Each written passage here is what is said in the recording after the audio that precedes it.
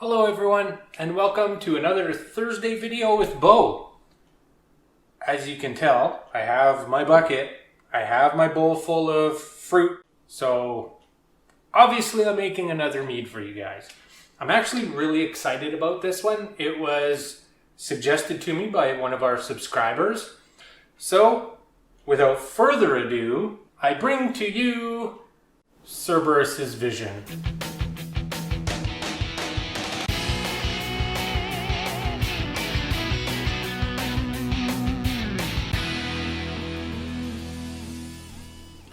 So several weeks ago, I had put a little call to action in one of the videos asking what your favorite mythological creatures are that you would maybe want me to make a mead for.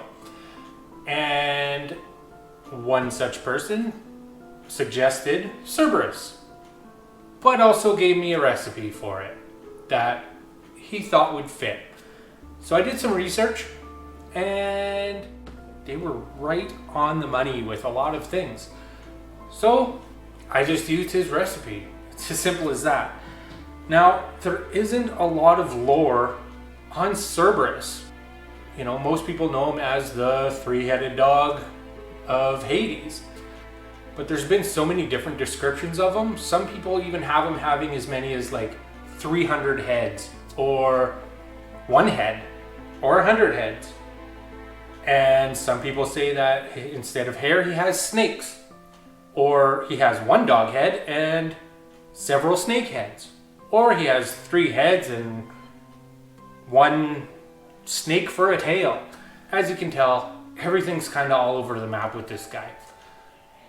But it doesn't matter. He's a dog, and who doesn't love dogs? And really the only tale about him that you can really see is just about Heracles having to steal him as one of his 12 feats of strength.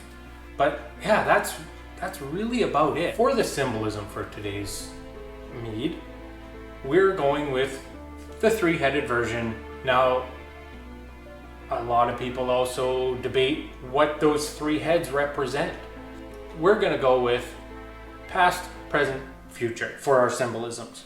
So everyone knows Cerberus as the guard dog of Hades. So he's got to be pretty strong to be able to stop people from leaving Hades. So we're going to go with a higher ABV. To start off with, in my bucket, I have 4.5 pounds of honey. I didn't want to go any higher, mainly because the flavors of this are going to be fairly delicate and I don't want them to be masked by alcohol. Alright, so for other ingredients for this mead, as you can tell, I already have them in my bag and it's already tied up. And the reason for this is because I'm at war right now. War against the friggin' fruit flies. Don't worry, it's mainly under control. I'm dealing with it, but I didn't want any to get into the bag before I get it into my mead. So I prepped everything ahead of time. I'll go through each one of them and then we'll get to making the rest of our mead. So to represent the past, we are going with apples. I went with 1 pound. So for the future, I went with figs. Dehydrated figs, 8 ounces. For the present, we wanted to go with kind of a bridge between those two, between apples and figs. And as our subscriber suggested, we went with plum cots. And these are kind of a hybrid between, a plum and an apricot. Both those flavors would meld. It'd be a good bridge between apples and figs. As well, seeing as Cerberus is a dog, and he's got 3 heads, he's got 3 times the bite. So we're gonna also add a few things in that are gonna represent that. We also have 1 ounce of ginger, as well as juniper berries.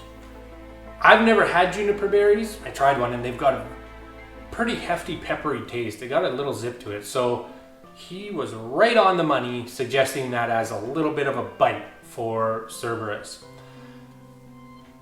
So we have about 5/8 of an ounce of that. 0.5 0.58, I think it was on the scale, 0.58 of an. Now for the last bite, I debated putting it into primary like I normally do, but with this, I'm gonna hold off until secondary, and we're gonna use some cracked peppercorns. Now the reason I'm waiting until secondary is so that way I can put them in and I'll take little test samples as I go, and then I'll pull it out because I don't want that pepper. It's just really hard to control in primary. So for now, we only got 2 bites. So let's get to mixing everything together. I'll start off with my honey. As I said, 4.5 pounds. I'll add my water to that right now and give it a really good stir.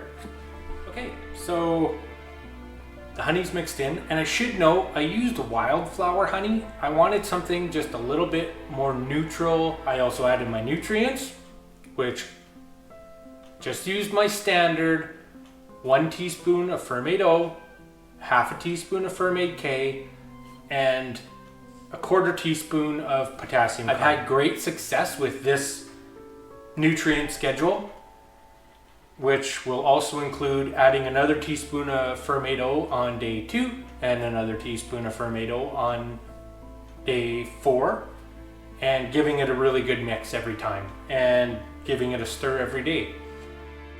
So our gravity reading, we're sitting at about 1.116, which will give us about 15%, which to me that's right on the money for this. Again, I don't want the alcohol flavor to overpower the delicacy of these fruits. So I'm just gonna add this back in, and I'm gonna pitch my yeast, EC1118, and you know what? We're just gonna throw the whole package in. So our 1 package of EC1118 yeast is in. I gave it a really good mix. Again, get a lot of air circulating in there. And now I'll just add my fruit, which is a simple matter of doing this. Pour a little bit of juice in there. And this is why I love these bags, because it makes everything just so much more simple.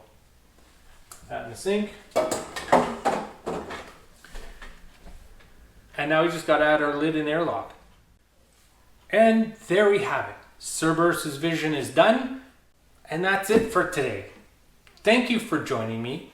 I have a feeling it's going to turn out really great. I will keep you guys updated. I hope you really enjoyed today's video. I had a lot of fun making it. And if you did enjoy today's video, definitely like and subscribe. Click that little bell icon. That way you get notified whenever we post a video. And definitely check us out on our Discord, which you can find the link in the description. But that's all I have for you. I'm out of here for the day. So you have yourselves a great day. Happy brewing, and cheers.